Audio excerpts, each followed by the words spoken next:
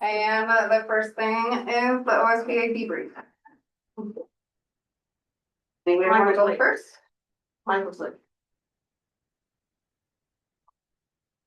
Well, it's me and you, and, yeah, it is. Yeah, It's all the three of us, yeah. I wanted to say, I tried to forward, and the opening, the pre-session, you know how we did the QR code and we got that? And it didn't forward correctly, and I don't know if anybody has those that we got off the QRs that we can share with everyone. Do you know what I'm talking about? I do. I wasn't able to participate in most of those because my phone is very old, but. Right, but Are you talking about the summaries? Yeah, that he remember wrote? he said, if you're required, report, yeah. yes, those. And I did it on the spot and sent it, but then it didn't, the link, it didn't work right. Are they So- not in the app? Did you go back to the app? I didn't look there, but yeah. Or if not, Anyway, I would love to share those with everyone. We could figure out how to do it. we could probably contact OSBA or me or you. And, I can check. and we can get it. They should have a copy of it. Yeah, I would say probably Janet would be the person I would, if I was to choose Denise, that's who I would choose first. I think I have them. I just don't know where. For Rick and Diana, the keynote really that, or that pre-session and the keynote, in the morning, it was like from, conflict to conversation and really kind of some strategies on, well, we've talked about this before when we have our differences and really kind of seeking to understand and tell me more. And so I thought it was really good. I think he has some good tools in there and some good suggestions to, really find common ground, and then to kind of build off that. And really, when you can, keep emotion and, out of the conversation and really kind of stick that, where you agree. I thought it was great. Yeah, yeah. yeah, he was pretty great. But that was some of the highlights for me, is going to those sessions, where he did the pre-session and then he also did the opening for one of the days, which I felt like those were the repeat of what he'd done in the pre-session, so they were kind of similar, but. Did you go to his, session, the one? I session? didn't go to. I think that Nancy did, so maybe she can speak to that, she's gonna be a little bit late tonight. No, they're not. Have no. I thought that, again, I was reminded that the networking piece of that meeting is the best thing, where several people joined our group from other smaller schools or charter schools or something like that, and it was fun to learn about what their experience has been on the school board, and sharing those, and also connecting with those in our area. When we have our regional meeting, we always have a good discussion. I felt like our regional roundtable was really good, and preparing for our legislative meeting that's coming in January at the high school, or actually in Grants Pass this time. So I felt like that was good. And it's just always nice to be in a space to get to know each other even more, because we can't really do that in a group setting typically, so. Anyway, that's kind of my 2 cents about it. I didn't take a whole lot of notes, but there was one thing that, and I don't even know where I got it from, but somebody had said, we've always done it this way is more of an excuse than a push towards the future. And I thought that that like really struck a chord with me, because just because we've always done it one way doesn't mean we can't. That doesn't mean it's the right way or the best practice. Really like that. I went to recent and future policy updates with Spencer Lewis, and I sat at one of his roundtables. And I have a full handout for that, if we want, with different things that will impact bargaining as far as policies go.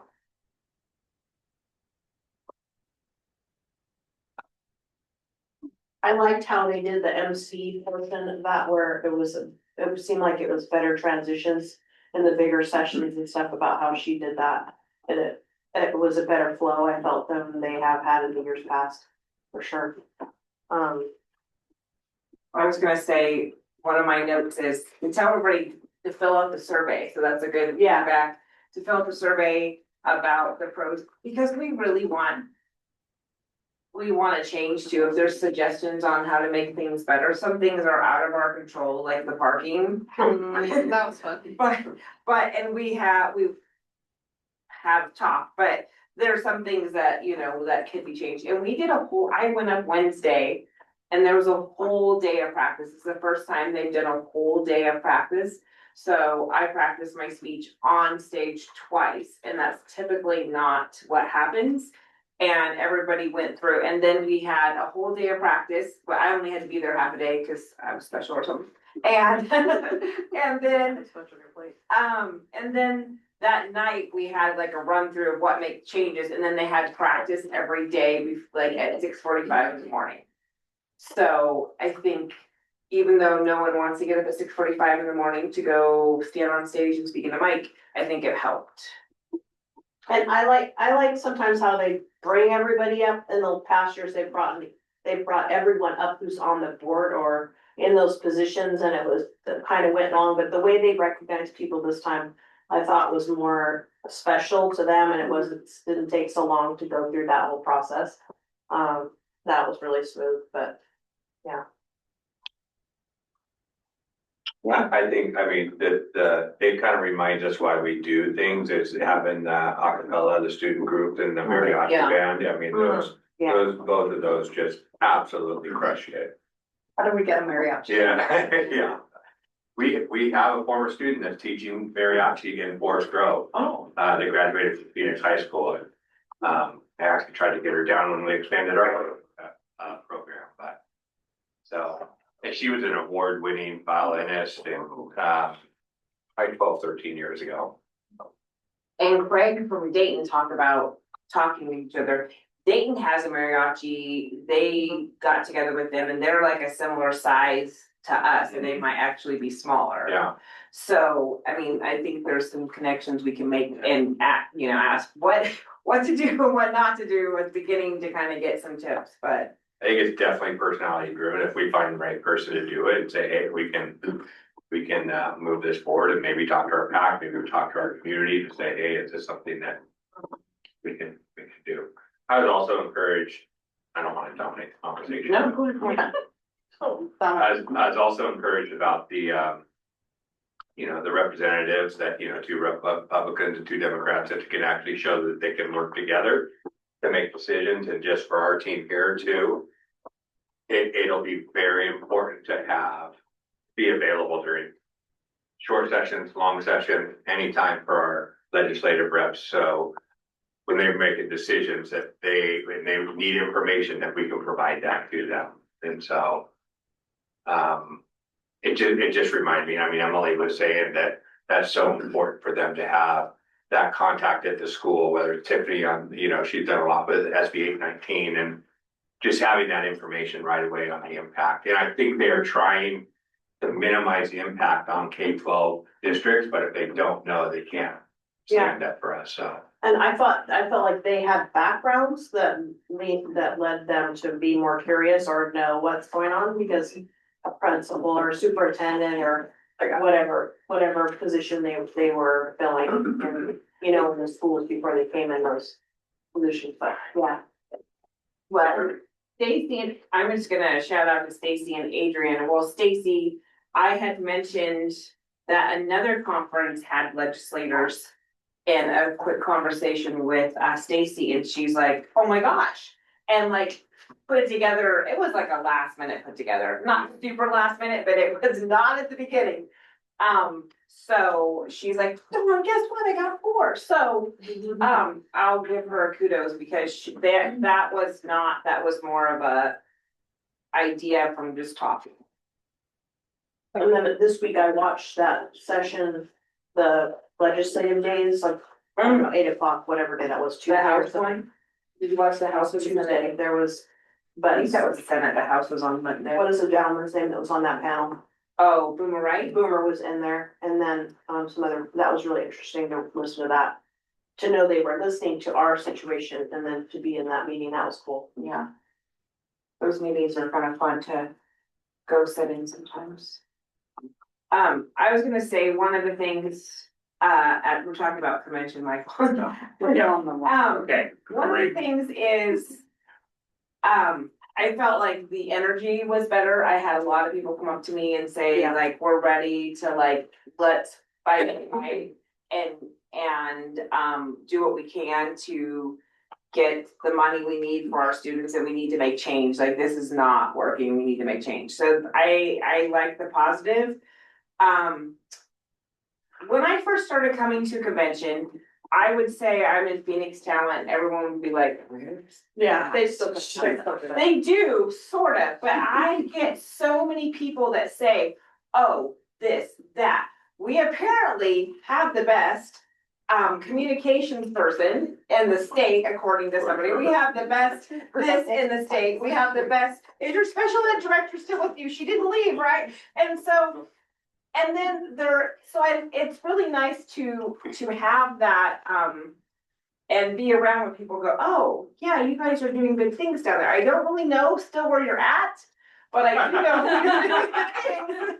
And I've heard about you before I didn't even hear about you, but now I've heard about you, I still don't know where you're at. So that's okay.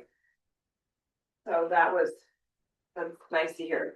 You kind of mentioned just the energy and stuff, and I think I do feel like the way it's set up allows for more conversation and rather than just sitting in rows and facing forward, I think it allows for more conversation and just more collegiality. So feedback for just logistics stuff, I think that went well. And mobility, so someone, needs more space. Absolutely. Or it's easier to get out of those chairs when you have a table in front of you. Yeah. It just seems like it's more friendly for a whole bunch of different things that you can switch back and forth, and it's easier to have conversation. I will let them know about that. I know they've been taking a lot of comments, and then the board of directors have a survey to fill out, and we gave a debrief the next day at our board meeting as well. But I will pass it on to other stuff along. One of the sessions I went to was the Ashland School District making their presentation about and you were at the second one, I think, leading that, but I really enjoyed hearing about their trials and tribulations and how they faced those problems that they were having. And wow, I mean, I'd seen on the news, but I really didn't follow it that closely or know a lot of the details about it. And it was very interesting to hear Joseph talk about that and other board members and how they tackled that problem that they had. And they're still tackling that problem, I should say. But I was grateful to hear about that and continue to maybe support them as they're going through this, a hard situation, for sure. And he thinks he has the best board. I just let him believe that now. I'm like, okay. But it's good to see when you have a good board, how you can support each other and get through really tough times. When you have a bad board, not a bad board, but a board that has struggles, and then you throw something that's challenging, it really does make a difference in and you never know when that challenge is coming. So it's really important for sure. That was my lesson. Was anybody in that? I had to do a phone call and I got in late. That was a full session with Mark Mullet, right after the keynote, the first day on the board superintendent relations. Was anybody in that one or? Nancy, I think. Okay. No, but I wanted to go in there. They told me about it. Yeah. The superintendent of Ashland, he was on our flight, talked about it a little bit. Joe, talk about the new board member training cohort that we're. No, building. not. That's why you went Okay, there. I'd love to just share for those who, especially, the presenter was a little sketchy, but, yeah, so I'm really excited about this. We're building a new board member cohort training model. And what it'll do is anybody newly elected and put them in a 2-year cohort with a training path, with a design learning path, with, you know, an actual cohort where there'll be touch points where you get together with your cohort, both at convention, the other conference and another regional conference. It works in conjunction. Onboarding, I think, is always something that administrative professionals is near and dear to their heart, so it will incorporate them as well. And it was really, we kind of pitched the concept and asked for feedback, and it was really, really well received. And so I would love to get you to be a part of that. We're talking about, the goal is to launch it and be able to include the 2025 cohort in that. So even though you didn't make it to convention, we talked about still making, you know, having a way to make that available to people. So because we don't want to let this whole cohort go by without having people be a part of that. And so, and it'll really, you know, year one is learning the job, and year two is really making an impact. And that's kind of the high level goal of it. And it's really an exciting concept, and it's been met with a lot of excitement from the board members and superintendents. That's So, very ambitious. I don't Yeah. think I knew how to be a board member until you're 8. well, It is awesome. That is great because it's needed. yeah, you're never gonna completely eliminate the learning curve, but what I think you could do is shrink it. Yeah, You know, I think and I that's think- great. I think even if you can shrink it by a year, you know, to your point about the difference between effective boards and non-effective boards. And then when you've done this for a while and you pay attention to what's going on around the state, you start to understand, you start to see how ineffective boards or people who kind of land in the middle, they're maybe not hot or cold, but they're just kind of, you know, they're cycling through superintendents every couple years, and you can see the trend of student impacts over time. And that really is the ultimate goal that we're trying to address, but, you know, by doing it through just building effective boards from the jump when you first get elected on through. So really exciting. Yeah, I'm honestly surprised, that hasn't been a thing already. Mhm. Like the concept and the idea surrounding it is, Mhm. sounds like a dream. Mhm. You know, when I first joined, I didn't know what I was doing or what Sure, board even did. right, yes, that's really the goal, is to demystify some of those things that Yeah. are, you know, the resources are available, it's just kind of sporadic and it, you know, it's nebulous, and so this puts it into an actual program or specifically designed for new board members, so, Mhm. yeah. I think it's a great idea. Coach has been doing it, you get about, we had new superintendent cohorts and. Based off that Yeah, model, and yeah. it's been I mean, it's been immediate network. Mhm. George Mendoza, who spoke, with the deal, was in my cohort 9 years ago, so, Mhm. um, yeah, I think that's fantastic, and just to have that networking opportunities, cohort styles are, I think, I'm a huge proponent of. Yeah, took him a little bit longer to get superintendent of the year than it did you. He didn't have fire. Thank you, though. But not that we're counting. He got to give a speech too. Yeah. Yeah, I know. Still want them to make Brady get a speech. We got him up 3 there, years Park, later. for Rotary. Make your donation, Brett. Oh, no. Just wondering. Oh, my God. Gonna hold you accountable. And then I'll just go real quick for those who weren't there, the regional meeting, we talked about that, about the legislative reception for a good 45 minutes, and the room was like full of ideas. I need to do some planning and get together. I know lots of people volunteered to help, and I am very, very thankful. Grants Pass is going to host it. We'll see how that goes. We're hoping that they've been in their board secretary has been in communication with me like once or twice a week, getting stuff organized, so I think it'll be great. Our hope is the legislators on that side of the valley haven't been showing up, so maybe if it's in their own backyard, they will. So, and then there's PowerPoints and handouts and Brent started a Google Doc and there's a lot of things in motion. The only thing we're gonna talk about is funding and mostly unfunded mandates, but break it down, what we can't cut. And I think also try to explain when we keep on hearing that our students get, or we're the 17th highest on what students get per student, the amount of money per student. But when we were there, we met some people from Texas and theirs was lower, but they don't have to pay PERS out of there. They don't have to pay unemployment out of there. And they don't have a special ed cap.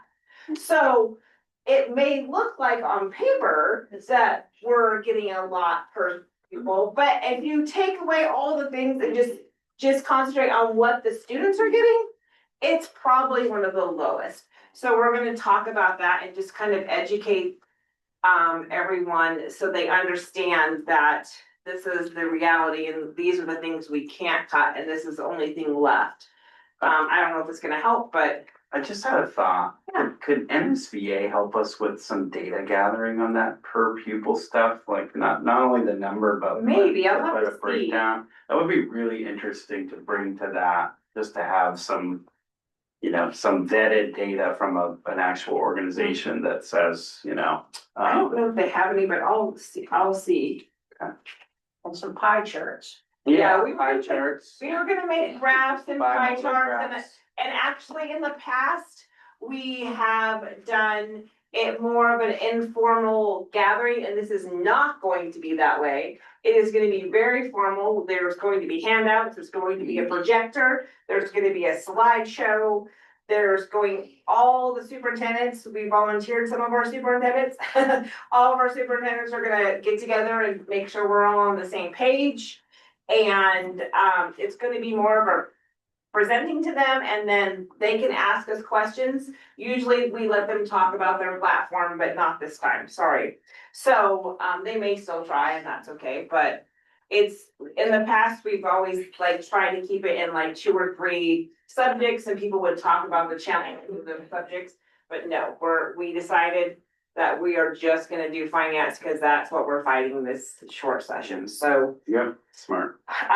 We got some good people that have good skills apparently on slide charts and blah, blah, blah, so I think it's gonna be really pretty. I'm just gonna tell people what to do because, yeah. That's it's a good plan. Guess that's my plan. So is Grants Pass handling the food piece or? not? Grants Pass is handling the food piece. Okay. They have a chef in their area like we do, and they can get whatever. They're handling everything, so in the past, I would put my own money up and then pay everything, and then I'd turn in receipts and send it to OSBA. Tim said, don't worry about it, Dawn, I said, well, don't go over your $500 budget. He's like, don't worry about it. So he's got all that taken care of. They've taken all that side. They've got the reserve. They've already asked what kind of projector we need and all this. They've got that all dialed in. So now I just got to work on inviting the legislators, making sure OSBA is okay. I think they are with that date. And then just kind of do some smaller type things. What is the date? Right, So we just said that? January 5th. Grants Pass want to do the 12th, but legislative days are the 13th. And I don't think anyone would be in town then, because their meetings start like at 8 AM. So it will be the 5th, which I think Grants is, Pass 5, right? I believe so. I will send out Date? more. Anniversary of the insurrection. 5th, January 5th. yeah. So we usually have it that first week back Yeah. from school. They wanted to do it later, but then then you've got legislative days and then you've got bills due and they just get really busy. So if you do it now, it's kind of right before they get up to Salem, they've got you in, hopefully they've got you in their brain for the first couple days they're in Salem. That's the theory. Do we have a time for that maybe? Or not yet? Around 5 or Around 6, 5, I'm not okay. sure. I'm still in the planning stages. ever actually planned. I've never been to one. Oh. I haven't gone to any of them because I'm Working. doing things or working Yeah. or something around that time, so I'm trying to make sure that I can actually make it. So I think do 5, it might be 5:30, I don't know, Yeah. but you'll have a good idea, and it is the 5th. And where? I think the high school, but I don't know. Just say TBA to be announced. I will The give town you of Grants Pass. I will give you the address, and once we get the invitation out, I will make sure everybody gets the invitation out. I'm just Cool. giving you guys the Yeah. heads up before the rest of the region. Some of them know the 5th because we had talked about it, but yeah, we talked about the 5th or the 12th, and then the next Monday after that was a holiday and everybody has meetings. The only time no one in the region has meetings is Mondays. When we did our short, quick survey. So, I thought a Monday? yeah, Yeah, it is. so it's a Monday evening between 5 and 6. I believe at Grants Pass High School. Okay. I don't know the address, but I will give you all that information when I get the invitations. Let's see. It's in here. Yeah, the Grants Pass in the Commons at the high school, and there's no address on here. We'll get all that to you. Yeah. It did. We'll get it. December meeting, yeah. Yeah, I have to make invitations and stuff, so. Look at that. Are we playing on the word leg? What's going leg? What are they talking about? Leg. Oh, And I thought, well, a little showgirl leg or Oh. something. No. The invitation. They just say, I'm sorry, that's It's like what. the bruise. No, legislative, that's, instead of saying legislative, OSBA usually says leg, and I apologize for saying that. That's all right. Short, Well, it did say late day. yeah. Never skip leg day. Yeah, so anyways, and if you haven't, they met, Polly mentioned she had watched one of the, Yeah. meetings. I watched one and I have 2 more to go, 3 more to go, but.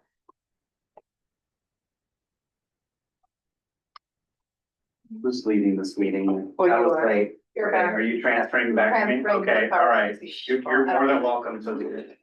No. Okay, strategic plan update.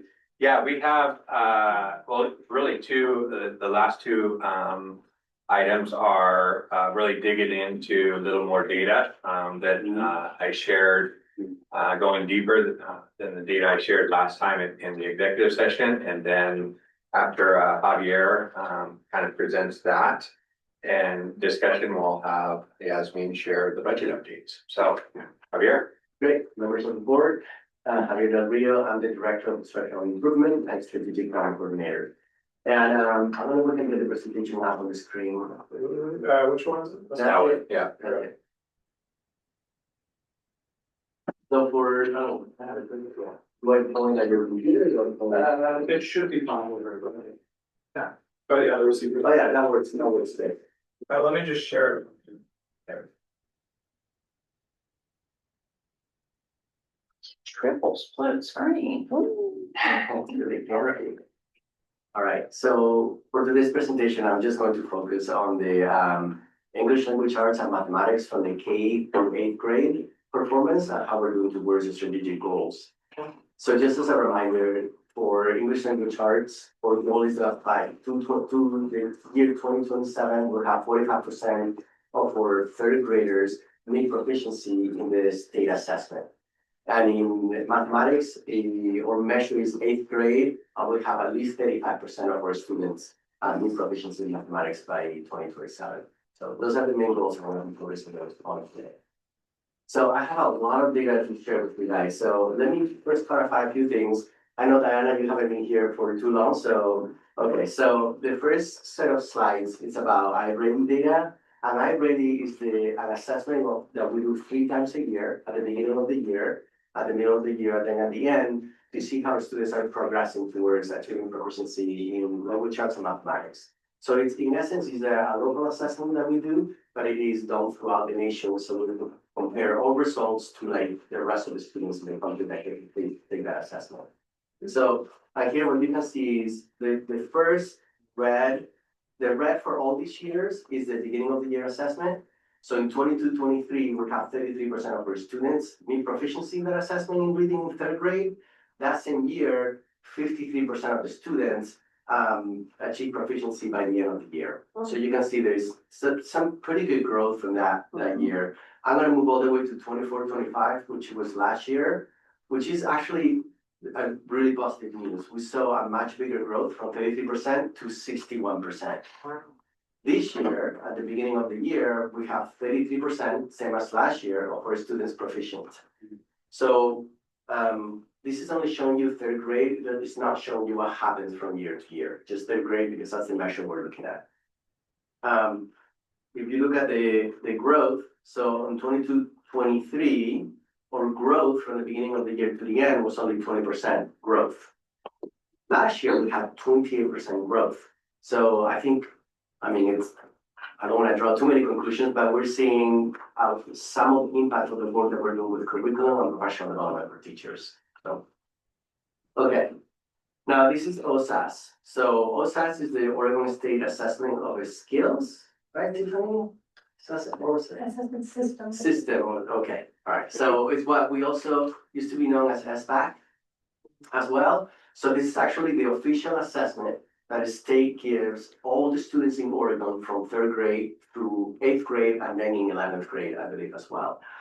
So in reading, you can see that we went from 29 a couple of years ago, and we are now at 36% of our third graders achieving proficiency in that assessment.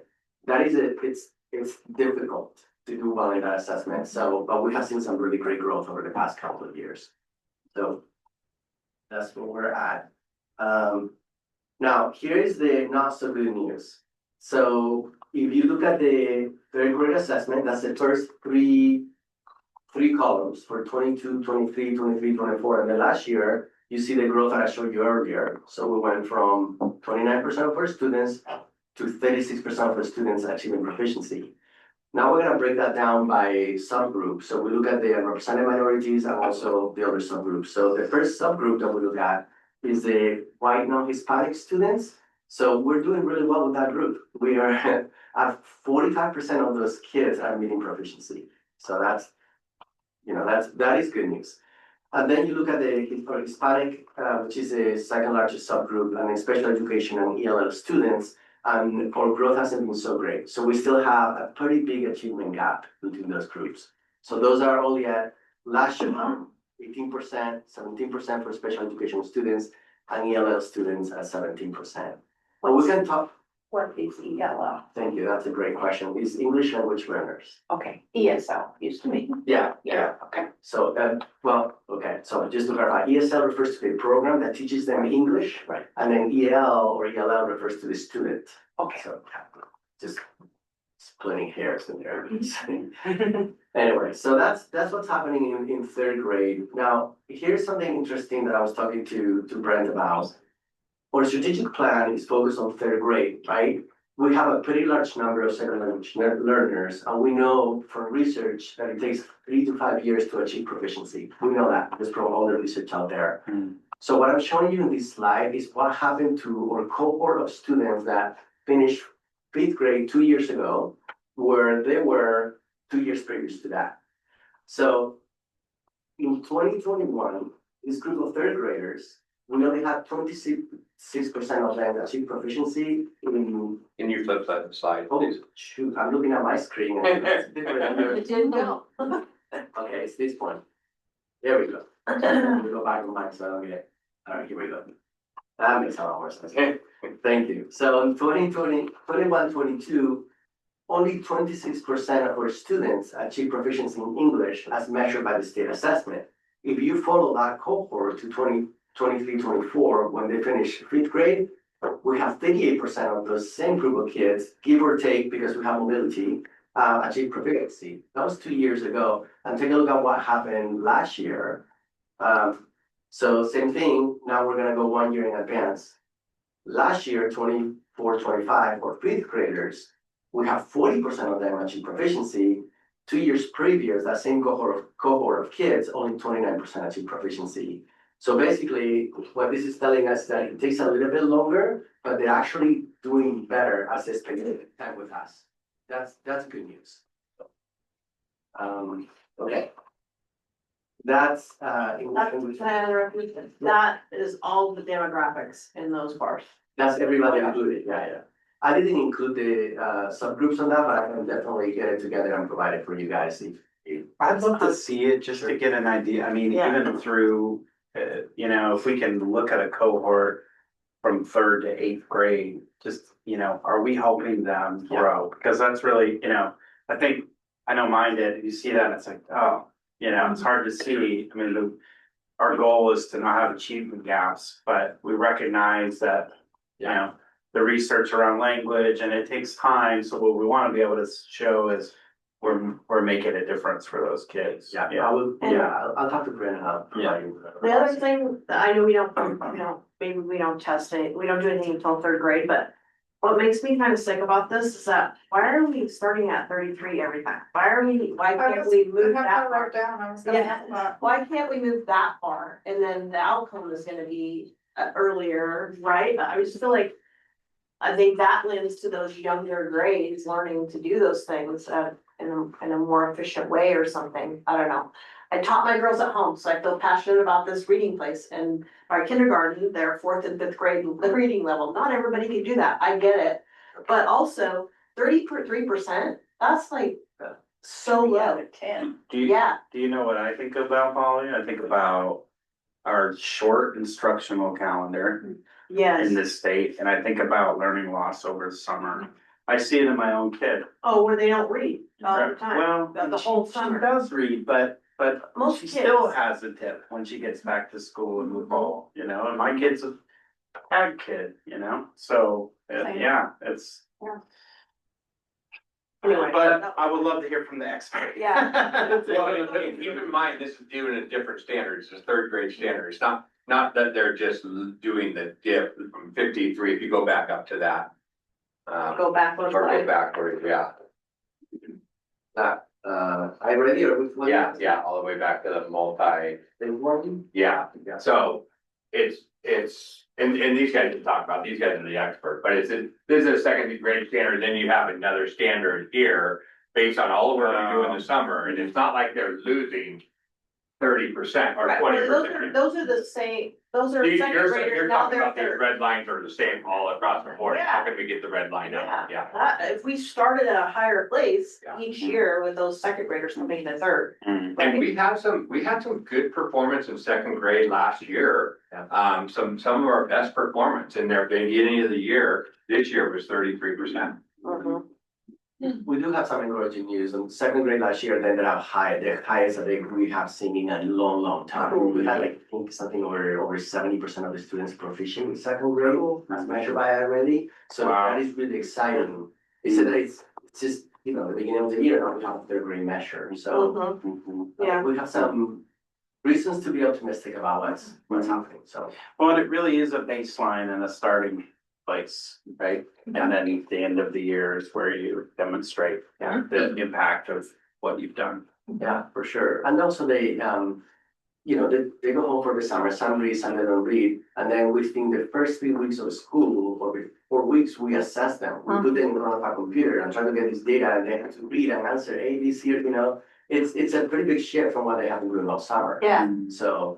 I also, as a parent, I feel like, and correct me if I'm wrong, this is the first year or maybe the 2nd year that there's been iReady challenges during breaks and summer Yeah, and that kind of stuff, which my kids are really into because they're very competitive. But I think that like having that learning at home is something for them to look forward to so that they can be more advanced as they go back to school was really, really important and valuable. If I can add too, so like Brent said, this is based on grade level standards, so our 2nd graders are getting a totally different test than they're getting as 3rd grade, and they haven't yet been taught the 3rd grade standards.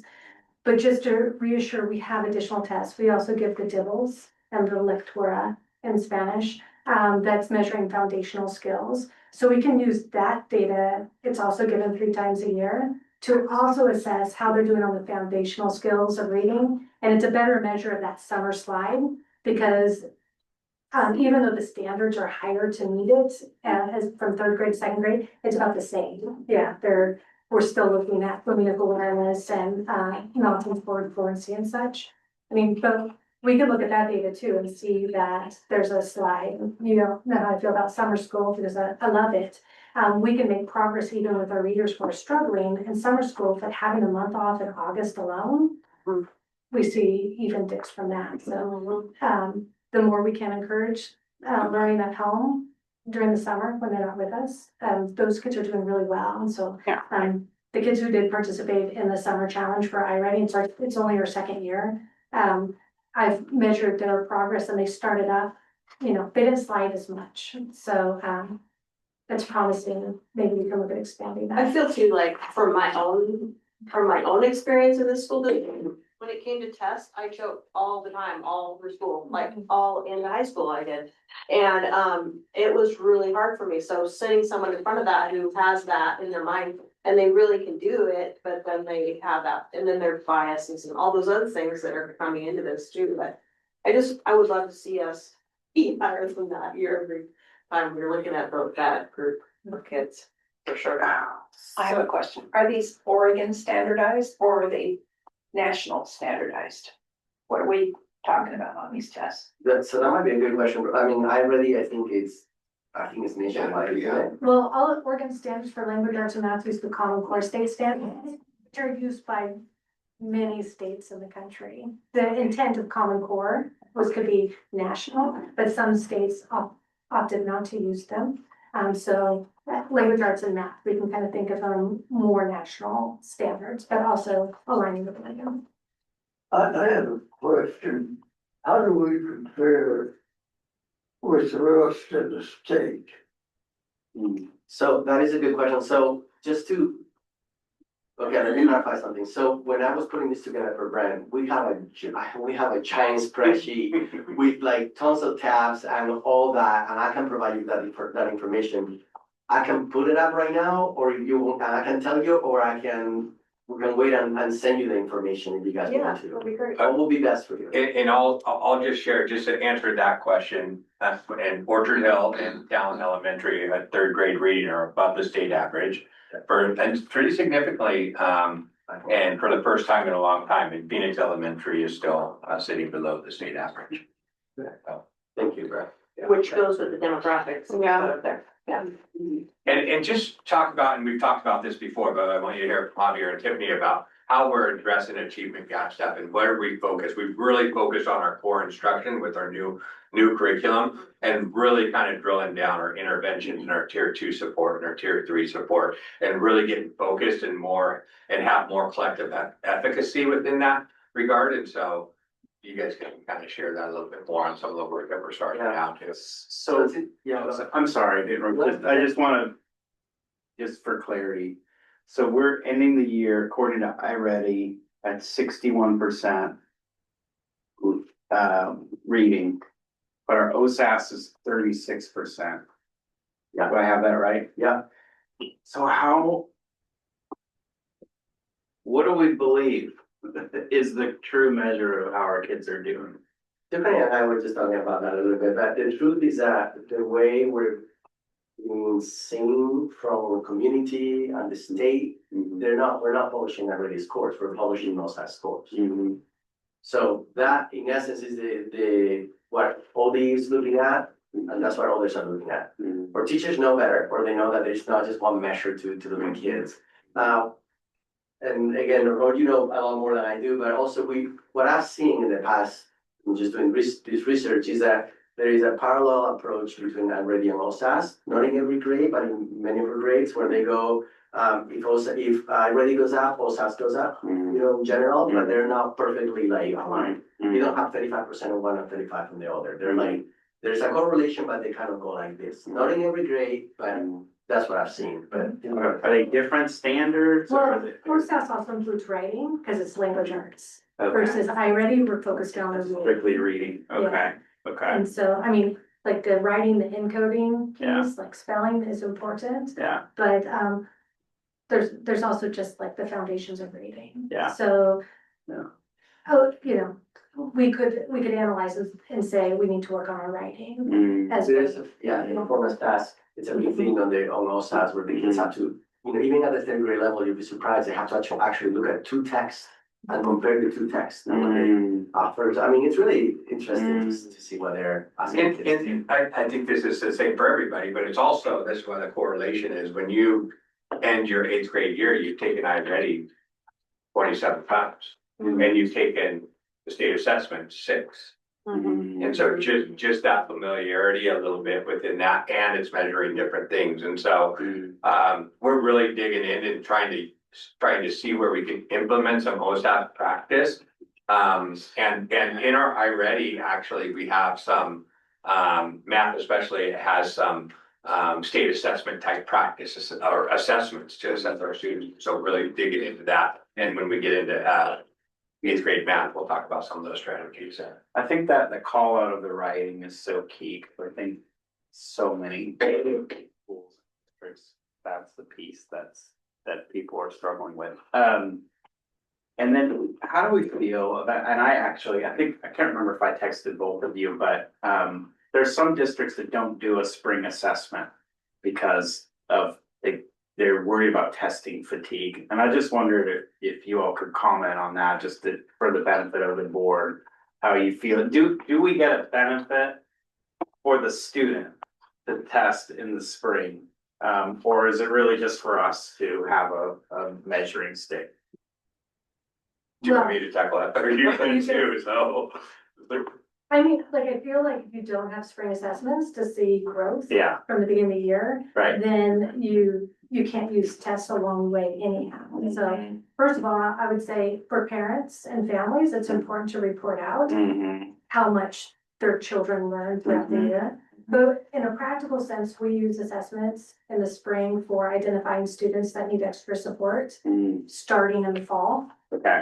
You know, we're getting those interventions started right away in September and not waiting for us to finish our fall diagnostics. So kind of starting with the kids who need extra help as well as help over the summer. And then eighth grade assessments, for example, are used for placement into classes in high school, like math assignments. And Okay, such. so they are, okay, yeah. So they're very useful. Yeah. And you know, as far as fatigue, we do a lot of testing in the spring, but we do try to do the state assessments first because well, they're fresh.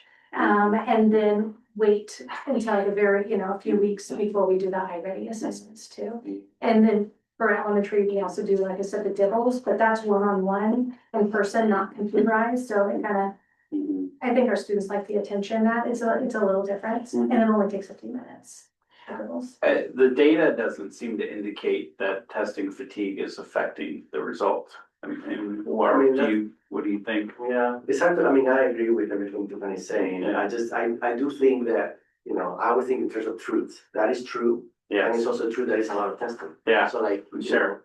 Finding the balance between like, getting good data so we can use it for the next year, and also like, wow, it's a lot of testing. So some people though argue that actually you can learn from assessments, assessment for learning. So there's a whole, there's the whole gamut of opinions. Yeah, I mean, I tend for the reasons described to think that it's probably a good thing to do. But I just think it's interesting, right? And our evaluation system has student learning growth target. We didn't, Right. we have to do that. And we don't want to skip that middle one either, really. Yeah. I mean, it informs instruction, it informs. So how much total time is there in the school year spent doing those assessments that sounds like 3 times, right? 3 times a year for our district assessments. So like The what's state average? assessments they actually take the longest. I think they're only in the spring. They take a long time to complete. Unfortunately, it's hard to use that data for individual student support because we don't get the results till later. It's really just kind of used to measure, I think, our system as a whole to see if we're progressing well. But a typical iReady assessment, if there was time to just sit down and do it, should take 45 minutes to 90 minutes. Each time, Each time for reading and then for math. and the state one takes, you said a long time, but how long is that? A week. For that? It takes a week, Yeah. Takes us, a long time. A week for. So that all, time like, is also the same as last year. Yeah. A week. A week for each, Wow. yeah. We spend 2 weeks in testing and then that's not even counting students that take a little longer, need a little bit more time. or students who missed a day and then. That's what I was gonna say. Has anybody done a correlation between absenteeism and test? Really strong correlation. Yeah. Because there would be. That's why we're working on attendance. Yeah, no, you go ahead and then I'll ask mine. Okay, I don't wanna totally get into this, but the accountability system that Oregon That's- trying to, That talk is there are some localized measures that will have some assessments, and iReady is on that list, and STAR and some other one. They're just now utilizing or basically choosing what those measures might be. They're limited to four for some reason, which I don't agree with, because that wasn't in the legislation, but ODE is deciding that there's four. So hopefully, I mean, iReady right now is on that list, but there's gonna be districts, and talk about an unfunded mandate to create an assessment structure 3 times a year for a localized measure that you don't even have right now. They Is have to pay for all big the dollars, programs. yeah.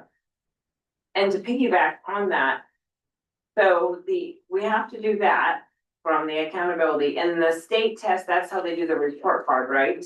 Yes. So we can't opt out of that one either. I'm just checking. I would love it if the new accountability measures replace the state. Well, I tried that for an hour and a half on the telephone and it didn't work. I didn't try it long enough, only an hour and a half. I was trying to do other things too. I wasn't even in town. But I would still like to fight for that one because I think that's a good point of where's testing fatigue and there's so many different tests and they see the iReady one and you know, how many tests can we give and the reporting data and all of that. If you wanna dig a little bit, let's see what the contract is with that company that's doing that. I think that's why there's hesitation in not doing it. I do wanna dig a little bit, thank Yeah, you. well, that might be a start. So just a couple more things on this whole thing. I think we are really good at knowing whether students are learning to read or not. We have really good data through tables, through iReady, all that, so we know. And our reading specialists are just really fantastic and know how to help kids. Now, doesn't always show in the state test, but one of the things that we're really proud of is the work that we're doing with our curriculum and the work that we're doing with our PLCs. I mean, I worked in Metro for a while when they were kind of rewriting their whole curriculum, and I feel like we bought really good curriculum, and the big shift for us this year at the elementary level has been making sure that the PLCs work across the district. So at every grade level, they're meeting once a week with all the teachers in the same grade level. It used to be only 2, so if one of them was sick, the other one, you'd be by yourself on the PLC. Now we have at least 6 people. And it really, if you ask them when we made the shift at the beginning of the year, they'll be like, oh my God, do I have to meet with all these people from Orchard Hill if I'm working in talent? And now they're like, it is some of the best things that we have done. You can ask Miss Sims or anybody that, and it's really shift. So we're excited about that. That's a big deal. Yeah. I think it's 8th grade math if we can. Sorry. Yeah, sorry, my. I just have one Yeah. question surrounding like middle schoolers that have tested out of iReady. What is like, where do they get their learning from when other kids are doing their iReady? So iReady goes until algebra, so like if they can be accelerated to Right. algebra, but if they're beyond that, we have, because we do have a few students there, that we use the Edmonton program. Okay, That is an online program, we use it for alternative education and some talented and gifted as well. I just thought out loud, we could probably hook them up with IXL, because we now give IXL at the high school as our 3 times a year. And we haven't done that yet, but, because we didn't have it in the past. yeah, But, we could use that as well. well, and I think this is the first year that we've had algebra in middle school. Yes, Yeah. Good segue into 8th grade math. Okay, Matt, yeah, thank you for that. Okay, so here you have basically the same type of data. You go beginning of the year to end of the year, for 22, 23, all the way to 25, 26, we only have beginning of the year data. So as you can see at the beginning of the year on 22, 23, we have 12% of the students pass iReady, really. And then by the end of the year, we have 29%. That's pretty good growth. And then we had a big drop in 22, 23, 24. We had a bit of an increase in 24, 25. And then this year, finally, we saw back to 22-23 numbers for the beginning of the year. So that's encouraging, but we do have a lot of work to do. If you look at the growth, so we have 17% growth in Q3, and finally this year we're back to 18% growth between the beginning of the year and end of the year came down. So that's very encouraging. So this is like another way to see, oh, we've gone down but up a little bit. So from 24 back to 19% of the students. This is on 8th grade OSAS. So this is actually OSAS that I ready. So we have 19% of our students in 8th grade pass the state assessment. Okay. And this is what it looks like if you look at 3 years, green for 23-23, orange 23-24, and blue for 24-25. And you look at the Can you click that thing again? Thank you. 8th grade, then white, no Hispanic, special education, and ELL. And as you can see, we have a lot of work to do, especially with our special education students and our Hispanic and ELL students. The gap is definitely there. So, yeah. I think in this year, and with Javier's support, really kind of focused with Casey and myself as it being one of my superintendent goals as well, is really trying to provide that support for teachers to dig into the curriculum, use the curriculum, find out what they need to help support their students. I mean, as far as from classroom management to actually digging into that rigor. And Javier's been a couple times with that team, and we do have an experienced longtime teacher there that's willing to help support that as well. We just to be honest and frank with you, we've had at least one and typically two new math teachers in that department over the last several years. And so that's a really a challenge of keeping math teachers and retaining math teachers there. So. And if you look at, I just got an article in my inbox, you probably got it as well, about just the state results or the results in mathematics in general across the nation are just, dismal. Yeah, they're kind of mirrors in many ways. So, We think there's some low hanging fruit though that we can tap into and have some accountability and expectations and support measures. So. And then for students who receive special education services, this year we bought a new intervention material, math concepts, which is more direct instruction. And so we actually have a research-based intervention for the students who receive a special education class. So they're in a core math class. They also then receive special design instruction in math that's consistent with standards. I had a child who was the second lowest score in reading, I think, in the whole state, and he wasn't really. The teacher's like, he's not even the lowest in the classroom, but he could draw when he got done with his test, so he got it done in 5 minutes. So sorry for that year. Worried about drawing. So 2 questions I have, go back to math, and go back to reading. When I was up in Portland, I was at different places around. One of the conversations I think I had multiple times was the Mississippi Miracle, which is Mississippi's test scores went up, they're calling it the miracle. One of the things Mississippi has done is holding back 3rd grade students. It's something that, back in the day, I had a family member that was held back about 3rd grade. That was like the standard thing to do. They stopped doing it. I know when I started special education, I had a lot of moms wanting their kid to be held back in the lower grades because they just weren't ready. They weren't at that maturity level to move on there.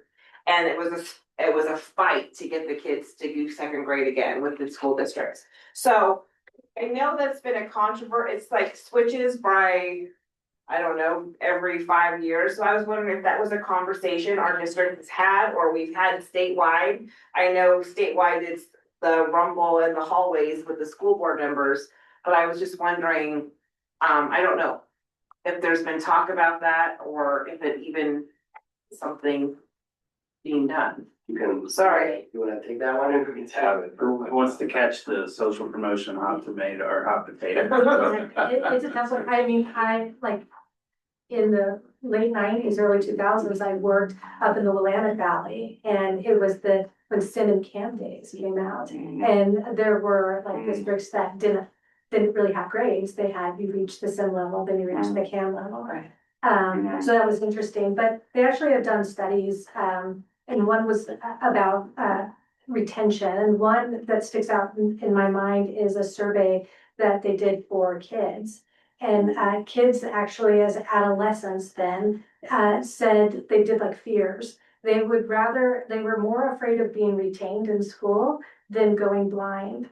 And so I kind of think about the social effects of status of retention, especially if you think of like our students that maybe just didn't have like an early start in life, like with a lot of language and books enriched, and students with disabilities, and how they're just kind of not set up to have the same social status as their peers. So I think it's something that would need to be talked about more. And there's, Well, I think we recognize from their needs with differentiation and instruction where they are. Well, thank you for that, because now when I'm in the hallways, I can say, I heard about this study. My second question is gonna be controversially as well, I'm sorry. Another topic that came up with, I had several conversations with several people, was the goals. A lot of districts, their goals are 45% of, and the pushback we're getting from legislators when we're up there, they're like, well, your goal is only 45%. Why should we give you money if you don't think all students should be able to achieve a third grade reading level? So, and I understand that we want goals to be reachable. I 100% get that. We want teachers to feel like they're improving and we're not giving like high sky goals that can't be reached. But I also need some kind of comeback when the legislators like, I looked at your website and it says this, don't you believe all students should reach the goal? So I don't know how there's a happy medium, and tonight's probably not the night to come to it, but I just wanted to bring it up that that's a lot of conversation, of course, and parents ask the same questions, community members, and of course we want every student to be 100%. Like that's, to us, it's no brainer, but the public is reading it as not that way. So how do we make sure that we have goals that teachers can meet and staff, but have our public know that we 100% want every student to achieve their potential? That's a question. Good, very good question. I'll share you a little bit about the longitudinal goal setting process. And Tiffany can fill in too, but when we were starting this process, we didn't really have a higher percentage, and our ODE counterparts kind of talked us into saying, oh, well, research shows that if you're at this, an expected level of growth that you can have is this number. And we didn't go down to that number, but we kind of picked something in the middle. And so I think it's a good question about what is doable and achievable.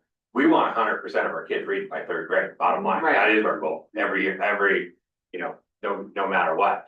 And we certainly can kind of put that in there. I do think we look at our strategic plan again, is that we have some of those multiple measures. I appreciate the accountability using an iReady system, because that would show that we are, that graph that you showed at the very beginning, we've gone from 45 to 61 and on our way to 75%, by 2027 in iReady. And so I don't know if I'm answering your question or giving you an answer to respond to legislatures, but that's how we did those longitudinal goals with the graded guidance. And I understand that. It's just, you have community members and they're like, oh, look how much we pay for property tax and you only want. So I mean, I am just saying that when we look at rewording the strategic plan or look at doing messaging, can we somehow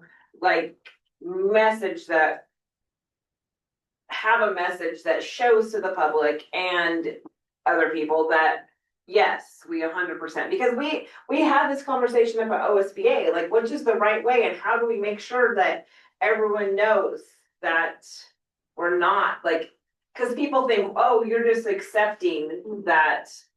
Those scores, you're not even trying Or to, how did we Yeah. arrive at that number? and it's, I guess just to assure the public that no, that's not, I'm not okay with this number. And then they say, well, then why do you have it on your website if you're not okay with it? You're a board member, can't you tell them no? Well, it's a different story, but, and then we get in this conversation. So I'm just trying, this is something that I just wanna put out there and we can think about it later on how to solve it. I don't expect to solve tonight. I've seen I some just wanted to strategic throw it plans out that have there. been starting to add their localized measure, so it is good. When I present at Rotary or present exactly what we're sharing with you at the beginning of the year and the mid-year, and our community members are saying, whoa, 45% and then 35% in math. That, I mean, it is a little bit of a swallow and say, hey, that's where we are. We'll get there. We're doing these things. I do think we need to add some localized measures in there because that could give our community more confidence in what we're doing. And there's more validity to that assessment because, yeah, and it doesn't add the writing in, but it adds, the state standards, and it shows proficiency, so. Or maybe in some point have, 100%. Cause like 100% isn't even mentioned, and so people like, are you not even, is that in your mind? So if you had some year of 100% or ultimate, something with the 100% in there somewhere would make me happy, but if you don't, that's fine too, but I'm just kind of putting that out there, cause people are like, it seems like you forgot about it. And I know we didn't, I know that we didn't.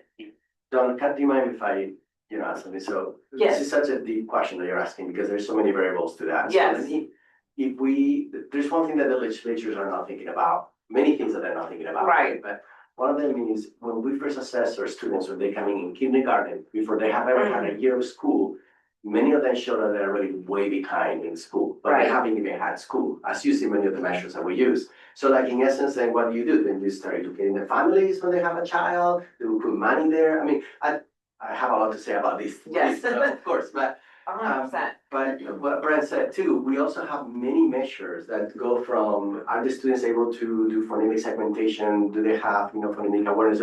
Many measures where students are looking much better that shows that they're actually learning to read. And we're not putting those measures out there. But so I hear the concern, but I also know that while we are often in charge of solving many of society's problems, Right. sometimes, we are catching them up all the time Yeah. as well, so. No, I 100% agree with that. It's just Yeah. the messaging, I think we just kind of missed it a little bit. I think it's hard, that people are just really pinpointing on messaging, and I just wonder if we could make a message a little bit clearer. But I do agree that there's so many things you've got kids that are unhoused and no food and a whole bunch of other things that you're trying to also. If that will get us to the quality education model funding, we can change our strategic plan right now. Oh, we're.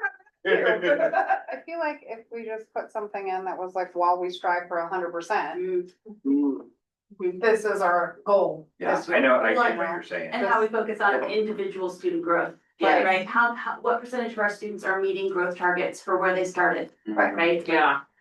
Well, and also we're just talking about the kids that aren't meeting targets. We're not talking about the kids that are well beyond these targets that Yeah. we've measured for, we're not even talking about our success stories. I know we probably need to move on, but I just wanna, some of the things that we also know that really helps students grow is, high dosage, individualized tutoring, even if it's happening from a computer, from a chatbot or an AI. And we know how critical quality instruction is. And you talked about the turnover in the math department. Is there more that we can do in those two areas when we talk about providing a tutoring option for students and making that more ubiquitous throughout a kid's experience so that the learning can be extended outside of the normal day?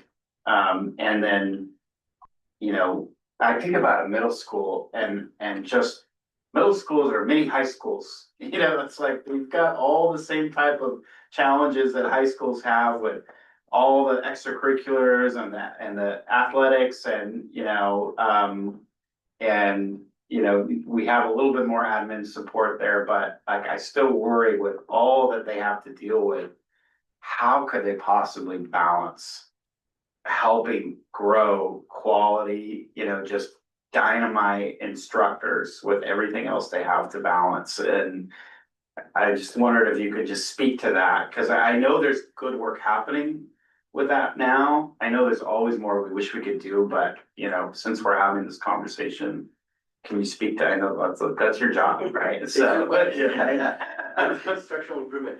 So is your question how to improve the quality of the instructional practices that happen in the classroom at the middle school? Or can you clarify your question? Well, it's, is there more we can do with high dosage tutoring? And have we looked into, I know we have So in the solutions school or in general? in general, and then just, pie in the sky. What are we missing when it comes to being able to support teachers and improving their instruction practices? So in terms of high dosage tutoring, that's something we've talked to Tiffany about, yeah. Yeah, I can address that way. Yeah. So our funding for high dosage tutoring, which we do offer virtually through the Institute of Reading Development, the funding comes from our early literacy grant, which is based in literacy. We're also able to offer some with our comprehensive literacy state development personnel grant. I can say that on one breath. For other as well. There is a grant that was just released for 1 year, just this year, from the state to expand high dosage tutoring from K to 5, to give you more, to give districts, and we're number 2 on the waiting list. So I've gone through that to apply for that, but I guess I shouldn't hope that people drop out, but hoping that the original 30 districts, 2 of them don't want it because we're number 2 coming in. But right now it's really tough with grant funding for that high dosage tutoring. It's not really available on that. We have some Title IV carryover funds that we can only use this year that we've devoted to mathematics at the middle school. So there's some, and I know there's some Title II training for teachers, but that's gonna run out after this year. And we only, with our drop in federal funding, next year we're looking at just like $2,000 total in Title IV. So we could cover our Title I expenses. So when it comes to that, state grants are great.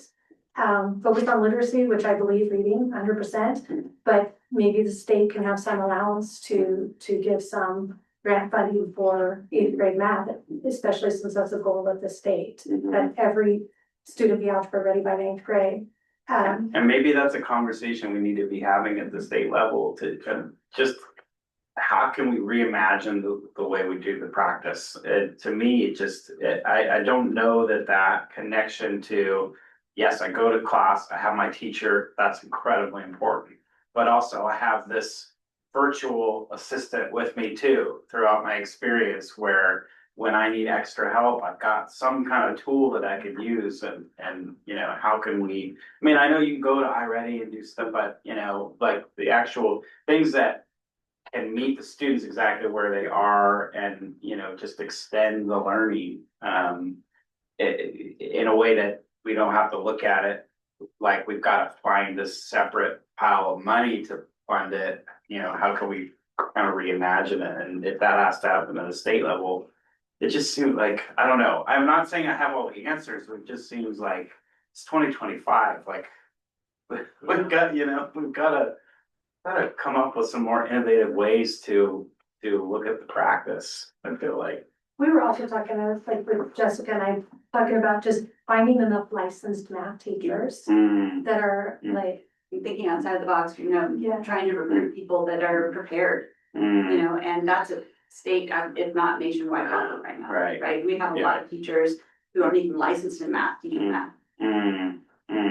We don't, but in general, people do. Right.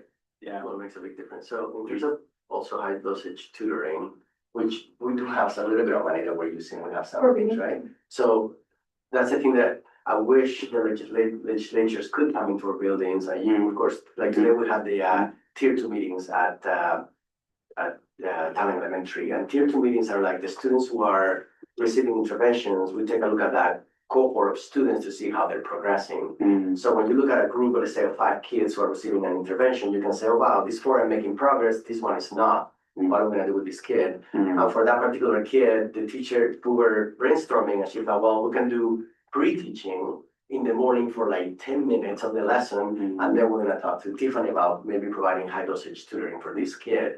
So we are like dissecting the problem and really trying to go after it. So we're doing some of that. Yeah. In terms of math, at the middle school, I would say what you're saying. I mean, it's just finding really high quality teachers right now, it's not easy. So we're working closely with the teachers that we have, but it's a big shift for them as well. So I think we have a long-term substitute teacher is one of them. We have a new teacher. I mean, there's just, but we're doing the work. And I think it's important that we do, this board has adopted creative with the research case, and then just holding our staff accountable to use what the curriculum is, just simple 3 to 5 minute videos before a unit to say, hey, this is the best way to instruct. And if our teachers aren't doing that, we make them, because that's not happening across the board. And so accountability measures with our administrators say, hey, these are the lesson plans, this is a curriculum. We spent, hundreds of thousands of dollars on this. This is research based. It's all there for you. Your prep is actually there.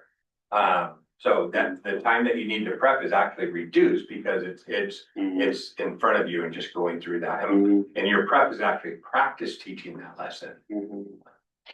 Does the curriculum have a tool that allows kids to access it in an asynchronous way? And are we leveraging that tool?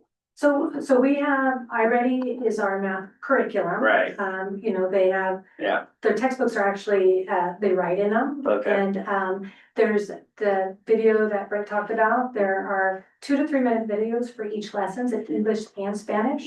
So students can go home as well, and even with their parents, look at the video that helps them with their homework assignment, which follows the standard. In addition, we have the iReady intervention. So it's our test. And it also then creates My Path, which is what students can work on.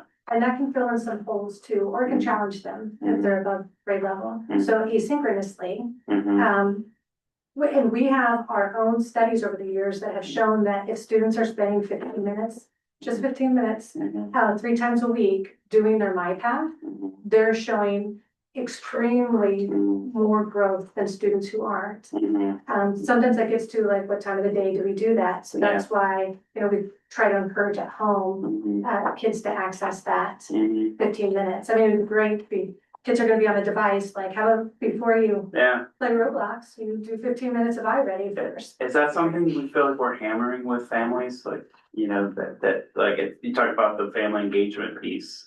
That's a great, I did that with my kid this summer, right? She wanted to play on her tablet. It's like, you can play on your tablet, but you're gonna spend 20 minutes doing some math, On elementary level, for sure, the principals have really shared that. They share with the staff, they share the analysis statistics. At the middle school, experienced that. Not so much just yet. I hear you, and I hear the board, I'm there. And what I see is if we don't change something, we're gonna continue to get the same results.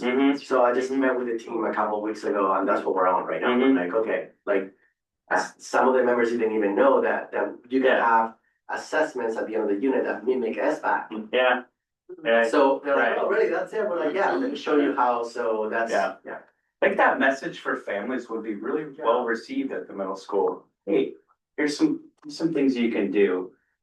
This is a joint effort, because it is, like, the gap's not gonna be closed only in the school building. We need help at home to close it too. Well, I was just thinking of the gap when up and through 8th grade, I think my kid, well, even in high school, my kids had to do summer program. We had math and reading, and I went to Nobles and bought the workbooks or Costco, and I downloaded stuff, and we had science but I could do that. I could be home with the kids and be like, you do this now, or you don't get dessert, or whatever the case may be. But and I had to think outside the box. But I think that's the thing. I had to go out and pay for it, and I could, but there's probably families that, you know, they can still tell their kid when I get home or whatever, this needs to be done. But if they don't have the resources to do it, and sometimes it was hard being in Barnes and Noble, like, what is this eighth grade curriculum really the eighth grade curriculum, you know? And having that conversation with parents on this is what you could do for your child. Do we, at the end, you know, Or if that Couple parent's weeks. working 2 jobs and they're not even, right? Crazy idea. But Do we what send do you do? Chromebooks home during the summer? And have we thought about that? I know it's crazy. They're gonna get broken, they're gonna get lost, stuff's gonna happen, but, you know, you don't know. So, we had, families call in who wanted to do the iReady summer challenge, and we checked them out. for Great, weeks. great. We didn't advertise it as much, but we, with our comprehensive state development reading grant literacy, we purchased Chromebooks they're actually stacked in the tech Okay, office right now. They want us to move them, but the, purpose is, just to check out to families. yeah, To do our online programs. Great. At home, and since Great. iReady's both in reading and math, they mhm, can check it out and they can do both. mhm, So, we will push that this year. mhm. We just spent the grant by September 30th, we bought a bunch of Chromebooks Nice. for the programs. Love that. But any ideas of how to advertise that, maybe a little Yeah, more, ways to sure. check out. Sure. And yet, some get damaged, we knew this happened during the Yeah. pandemic and stuff, but Yeah. Chromebooks, it wasn't as bad as we thought. Yeah. It was bad, and they're like a couple $100 and some we can Yes, fix them. if we spend a couple $100 and, but the kid grows their math skills that summer, it's worth it to me. Well, then circling back to eighth grade math, the curriculum changed for those kids in fifth grade. Mhm, So they had to relearn how to mhm. do, I just know personally from my child, it wasn't maybe fifth grade, but in between fifth and sixth grade, curriculum completely changed because we changed it. And those kids, at least my daughter, I don't wanna speak for all of the children, had a hard time recovering from that for a little while. She's doing fantastic now, but that also could be something that we factor in, is that those kids had to relearn a lot of the things that they know now because the curriculum changed on them in fifth, sixth grade. You know, Rebecca, as we look at the data, we do find that the most impactful component of all this is individual teacher. We have individual teachers that get really incredible results and some that don't, you know, and we need to support everyone in their learning process. This is adults, so. Yeah. But yeah, curriculum definitely has an impact. It's like when SBAC was introduced, it was introduced in 13-14, which was more aligned to Common Core standards and all that, or different standards. So we have many schools that were achieving 70-80% proficiency, and then we introduce SBAC, and then everybody dropped by like 80-40 percentage points. All of a sudden we told kids, wow, you were proficient in fourth grade last year, and now you're like not even near in fifth grade, and that happened in 13-14. Yeah. So there is some of that for sure as well. Okay, well, thank you. I appreciate it. Appreciate the robust discussion and with questions. I know we spend a lot of time on that, but it's the most important thing that we do is to make sure our students are learning. So I really appreciate it. And thank you for, you know, there are a lot of boards around the state who are having discussions like this. And that's what makes me proud, is that although we all want to get better, at least we're having these conversations and we're not shying away from looking at our reality and dealing with it. So appreciate it. Yeah. Budget. I know you got it. Yep. There you go. Sorry, Robbie. Yeah, no, wish I had known. I wouldn't have asked that really easy last question. It's fine. Thank you for Thanks for being here. We appreciate it. Thank you. I had one comment, and that's, I'm familiar with multi-age classrooms, which I really think work. There's a lot of peer teaching that happens. There's also a real emphasis on real life skills, all of the academics fitting into something that's real life. None of that is measurable, I don't think, on standardized tests. That kind of growth and that kind of learning is not really measured. It's as much affective domain as it is cognitive, and And for me, that's the measure of education and learning. And it doesn't show up in these 33, 45%, where the percentages go to 40%, and that's a whole raft. I mean, I agree, it looks. And we've got a hell of a lot of pressure right now with our Department of Education at the federal level, who says, you know, hey, we don't need a Department of Education. You know, maybe we just don't need education. And Oh, God. yeah, we know we do in order to make, you know, people that are happy and fulfilled and of use in the world. So, I don't know, it seems like we get on emphasizing measurements based on how well you do on a written or computerized test. And there's gotta be some other measurements.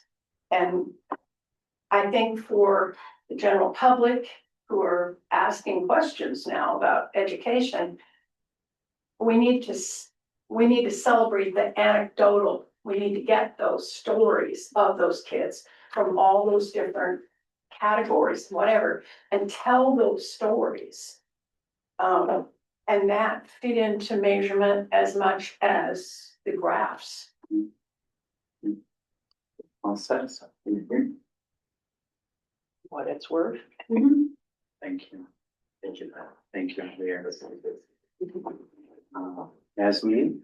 Okay, so moving on to, unfortunately, all the budget reduction options. So what I did was just to get the general sense of what they had to present to the legislative fiscal office, the ODE. So let me see this. Oh, I can do it myself. Good. So you can see the different buckets that they have to take the percentages from. You know, so they have for the general fund, which is the largest. And other funds, the CAP funded programs, and state school fund actually is separate, but it's part of the general fund as well. So I know it's a little bit confusing, but here's a copy of the legislative adopted budget for the biennium. And as you can see, you know, one of the largest items or the largest item is the state school fund. And so it's comprised of different funding at the same time. About that, there you go. So we have, you know, the general fund, funds, and other funds, you know, which includes the corporate activity tax as well, and some federal fund, not for the state school fund, but for other part of their funding, they also use grants. So for them, or just concentrate on the state school fund, as you can see, there's different funding that feed into the state school fund that we receive as school districts. The largest portion, of course, is the general fund.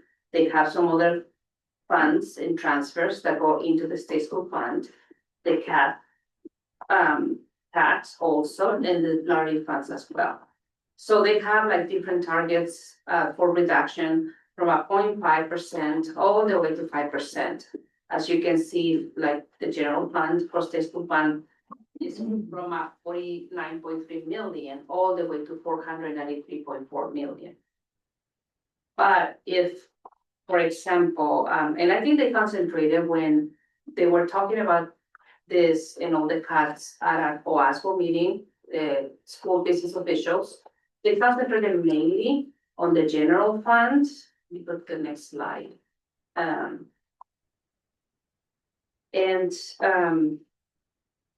As you can see on this slide, let me just jump to this one. So they have like reduction options right there, and they have the different percentages. I didn't know what that meant, but it's just the legislative adopted budget. And they're like talking mainly about the general fund portion of the state school funds and the carve outs.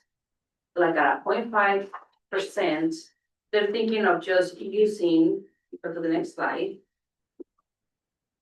carve outs and eliminating some transfers to be able to come up with the 49 million that they need to reduce. So at a 0.5%, that means that none of the school districts will have a cut on the state school fund. And of course, now if we go to the 1%, 2.5%, 5%, then we start seeing reductions. So essentially, the districts are starting at zero. This is being cut. And the districts are starting at zero. If it goes additionally above that, then we'll show you what it means for Phoenix County. So that's. I was talking to, oh, go ahead. That's being cut regardless, or Well, that's what's on the table, basically. And the reason, go back one slide, Ken. So, and I had asked, this question, because the state school fund is 11.36 billion, but if you saw on the slide, on this, it's just talking about the general fund for it. When I was doing my calculations of 1%, 5%, I was using 11.36 billion. It's actually on the 98 or 9.8 billion. So and this is for the general fund portion, but if we go back to this slide, they're still considering lottery funds and the tax and everything else because they're all funded into the state school fund. Yeah. So on the calculations that I made, just in case it affects the other funding, I went ahead and took the 100% of the state school fund. The nice thing about some of these things, and maybe Tiffany, you know, what's 10th grade assessment? Yeah, so we were looking at the cuts, Optional. And so, but there's 900, that's almost $1 million, so boom, cut that, good. I mean, that's not a OSAS score, we don't do that, and so, but some people are paying $1 million for that in this state. Are all of those things optional that are up there? What's that? Are all of those optional? Well, this is what's being, I mean, educator investment funds, I mean, are big, that's a big part of the piece of the pie, so. So right now, it's just in a plan Yeah, that they're going just to a be plan. sending to the legislative office, or they have it already.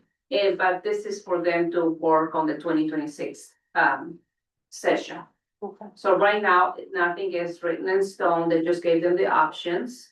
And on how, for example, like at the 0.5%, instead of taking the allocation to the districts and reducing that 0.5%, they decided to just instead take out some of the carve outs and some of the transfers for full product program reductions like the talented and gifted, for example, unfortunately, the second year will be reduced.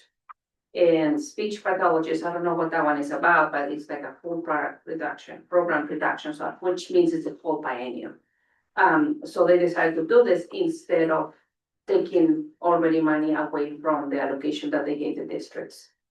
Speech pathologist is a grant that if you, speech pathologists in a certain districts, we qualified, by the way, did their clinical fellowship year in a district and then stayed on 3 years. It basically kind of paid off their student loans for their graduate program. I really sold that to some people and now it's getting back. Right, it's very important. Well, hopefully not. Well, they're still. Are we doing the local option equalization grant, whatever that is? That's probably Paso. We didn't get that, right? No. No, that's not the awesome grant stuff. so. Yeah, no, it's not. So some of these may not even affect our district, but that's what they're proposing. It is going to affect other districts. But when you cut this, well, I just wanna clarify. This would be cut from the state fund, so even though we're not using that grant, then it wouldn't affect us, is that what you're saying? That's correct, Okay. because the state school fund, they have the 11.36, and from there, they still take some carve outs, Okay. some monies that they set aside for other things. So if they eliminate them, they put the money back, so then in reality, we're not going to get the 0.5% reduction. And that's what they're trying to do by eliminating transfers and carve outs. So some schools may be affected more than others. Oh, yeah. Correct. And then has there been talk about, every time I didn't listen to the last revenue forecast because I just haven't got the guts to do it. Every time I listen to it, the cat tax goes down. Is the plan, because I know the next year, it's gonna be down lower, is this gonna cover next year's going down lower? Well, they do have a reserve, Okay, and that's something that they talked about in during the forecast for December.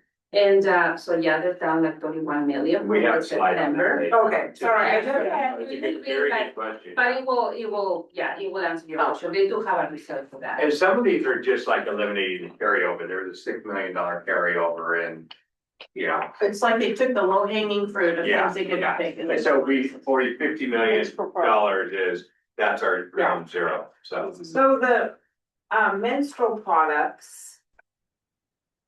Is that for the machine? There was a policy or a bill passed that we had to have them,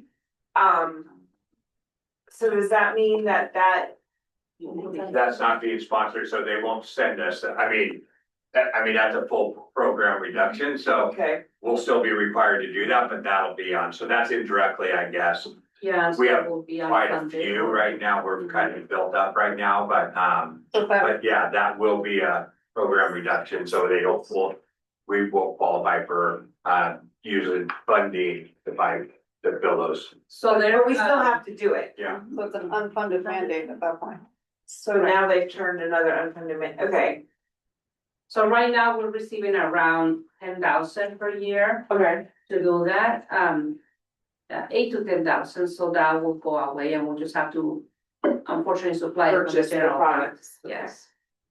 Well, we wouldn't have to, so if a machine broke, we could not necessarily replace it as long as I we don't were. think there's any machines, they're open boxes and. Oh, okay. Yeah. Well, some people have different types of, yeah, I just seen. I mean, there's machines in here. Okay, And we have some, I've seen both, yeah. yeah, we have some in Orange. Yeah, Okay. I'm just kind of like, I think it's important that some people need them. But I also know that there's waste, and so I'm trying to think like, if this is cutting down, it's unfunded mandate, how do we get rid of the waste but still help those that need the help? not that we have products accessible. Yeah. But how can we Yeah. not cut down on the waste and cut down on, yeah, cause I don't know about our school, but I know some schools that. There's waste on either the machines or the products, and how do you? Yeah. If we're not gonna have any money, how do we still supply that? I think that's important, but also, yeah. I'm just thinking out loud, sorry, my brain's. Sure. We'll probably go in John's budget. Don't Toilet paper and everything else, we'll probably have to increase Okay, general fund budget unfortunately for that. So, besides the state school fund, it will also affect other funds, for, SIA and high school success. As you can see, you know, on the right-hand side, these are mainly funded by the CAT tax. okay, So, but it's part of the reduction, so they included it in what they did with the SIA. As you can see, the first 2.5%, they didn't even have any cuts. If they have to go to a 5%, they have a reduction, but they were able to, by manipulating transfers and other things, this 21 million is actually only a 1.98% of a reduction. For high school success though, so it's 9 million, as you can see on the 5%, which for them is like the second 2.5%. That's how they addressed it. Then it will be a partial reduction from the CAT tax. Okay, can we go back to that one before? Sure. So the high school success grant, that's wrapping up some of the CTE programs that are in that, correct? Correct, yeah, so that's the. We have CPE programs, we have counselors in there, it's graduation progress, it's support for, and we use, credit equivalents at, the summer school, those types of things. So, yeah, dropout prevention. Yeah. Attendance, college readiness, and CTE programs. So at that meeting that I watched online, it was from legislative days, couldn't tell you what the name of the thing was, but anyway, they talked about money, then it was the Ways and Means one. they were talking about, well, I was trying to think what, the gal and Sarah was there, Sarah and I were there, we had the high school, and that legislator was in that group, and I can't remember her name. Celine and I were programs and queen, She was talking about a school district, I think it was Hillsborough, talking about CTFE success stories. And that might be a place where we can showcase what we have at the high school at the legislative level and showing how that impacts graduation. Those kids that are engaged in those programs. So I just want to point that out, like, that's something maybe we could do as an initiative to spotlight those, how that would impact our programs. Here. Yeah, I think when we're, and just keep in mind, this does not include any reserve funds. Putting in $100 million in the cat tax, they've moved some of that already, and you'll see we're still on the plus side of that. But it doesn't include, what is it, $1.4 billion in education stability act. Right. Another $1.2 billion in rainy day funds. So those things, so this is not including that. We'll talk about you should go back and watch and read the forecast yesterday. Yeah, It wasn't terrible. Okay, I haven't had a chance, I'm Not still that terrible. I don't want to. my way through that, and Wasn't then terrible. I gotta watch some school board meetings, I'd rather be kicked in the face or the knee. Yeah, let's keep Kick in the knee. Yeah. So my other question is, this is kind of, again, one of these maybe not answered tonight, but it seems like a couple of them, they've changed, they're still mandated, but now they're less funded. Is there have we looked as a district, or has any associations looked on what unfunded mandates we could cut that would not affect students too much? Yeah. I mean, The unemployment for the summer. I mean, but we can't cut, that's No, the we frustrating part. Yes, I mean, that's the whole thing why we're wanting to do that at legislation days. I know what you're saying. We could do an activity like that, maybe as that. I mean, Look at something. And here's, when we have this discussion with our team and our staff and our administrators and our, people in our schools, is here, we serve pretty well and we're pretty timely. I mean, for a district our size, when we have requests or we have people that have needs, we respond pretty quickly. And you'll see, we've already started making some cuts that spread that work to other people in this office or out in the school buildings. And that's, it's just, we're gonna have to just be honest with our community and our team, say, we're not gonna be able to respond. And that's gonna be our new normal. That's kind of a gut punch to us, because that's what we do, is serve and wanna respond as quick as possible, but there's only so much you can do with less resources, less people, more demands. And so, and we'll have to communicate that to our community and just say, hey, this is our new reality, so. Well, and then also communicate that to them, exactly what's going on, because I think if we don't communicate, then rumors just fly, and then I'm Yeah. texting Brent at 10 o'clock with a 133 thread of, oh my gosh, this has gone out of control type thing. So I think that we're gonna have to really, talk about that, and I know it's hard. I was just talking to someone at Corvallis, and they had to close a whole school, Yeah. and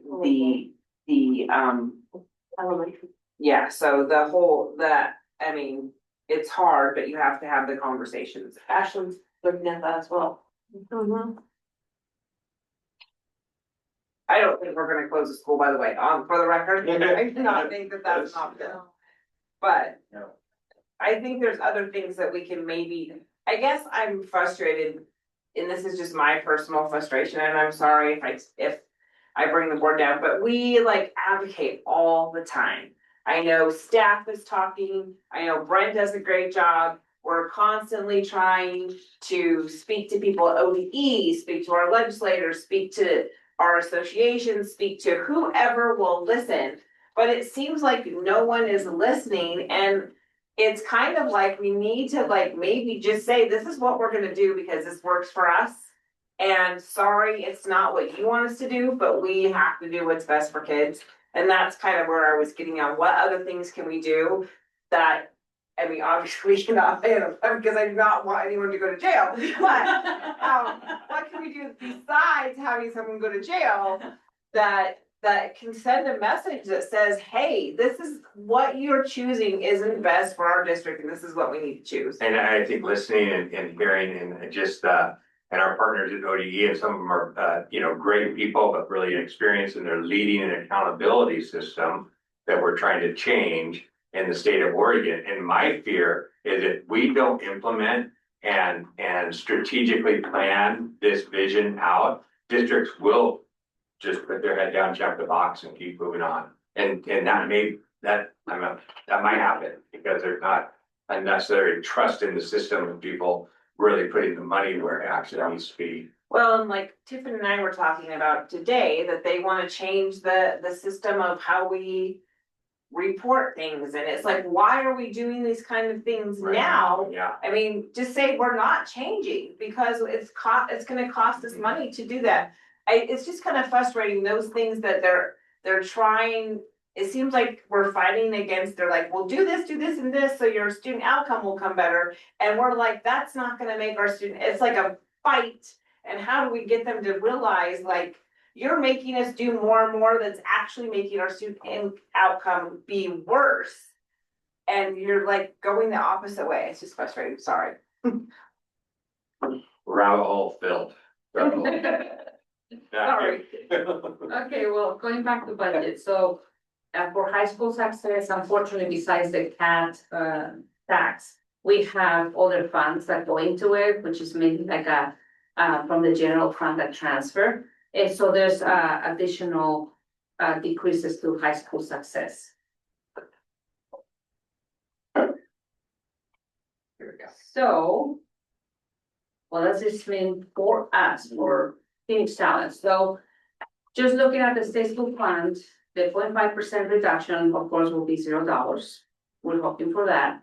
And then I just kind of gave you estimates of just going through the funding formula, what the reduction will be at 1% for both years of the biennium. So 1% will be over 200,000. A 2.5% reduction means 539,000 and 561,000 for the following year. And a 5% reduction, it's over $1 million for both years. So of course we don't want that, but those are the numbers that we have for us.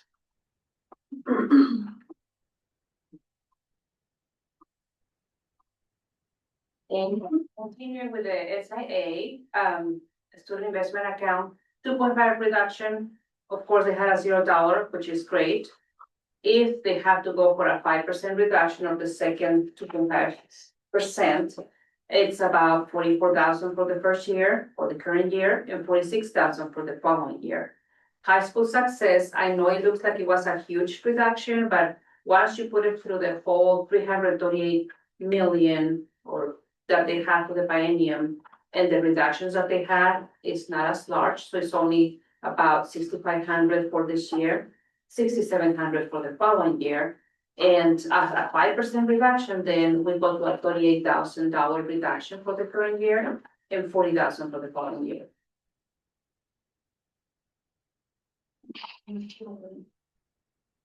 So what have we already done so far? Just working on, just in case, possible reductions. We had a community care position that it was going to be it's part of the state The federal mental health grant. mental health grant for federal, which they ended up cutting as of December 31st. So by combining that position with HR assistant that is leaving at the end of December, so we were able to cut mid-year a position, which it's about a $50,000 savings for this year. And it's not directly impacting the general fund, but it could have if we backfilled and kept that position, so we consolidated some positions. Right. Some of these are directly impacted, some of them are indirectly impacting the general fund. Okay. Well, yes, and the ones that are included here specifically, they do affect the general fund, yes. So the financial literacy position that we had budgeted for, when we prepared the budget, we ended up absorbing it, and one of our current social study teachers is going to teach that class. So there's $120,000 reduction from what we had budgeted we had kind of a financial literacy class at the middle school, and now with the new requirement at the high school, we were gonna shift that FTE. That teacher retired, so we were gonna shift that FTE to the high school, but we were able to absorb financial literacy within social education, which was a win for us. We also had a special education clerk position that, they reduced some hours, so it's going to be $10,000 savings for this year. We have some reduced instructional assistant FTEs on the general fund, so it's going to be around $100,000. We also had, and this just happened because we had additional IDA grant funds. So two of our sped teachers, one at the middle school and one at the high school, we were able to transfer them from general fund to IDA grant funding. So that's $220,000. And besides that, we have the contingency fund, so we're being very fortunate that we don't have to use them, like year after year. We have contingency, so we have fortunately 600,000 there to cover if we have any shortfall. And, you know, when the budget season comes this year, hopefully we'll have more information. And if we need to plan for contingency funds as well, then we'll do so. Now, We haven't spent those yet, you're just saying. that no, we haven't had to use contingency in the past few years, which is great, but the budget is there. If we use the contingency funds, what's the percentage that it goes down to? Do you know? So right now, the way I presented the financial report is included the contingency because it's part of the expenditures.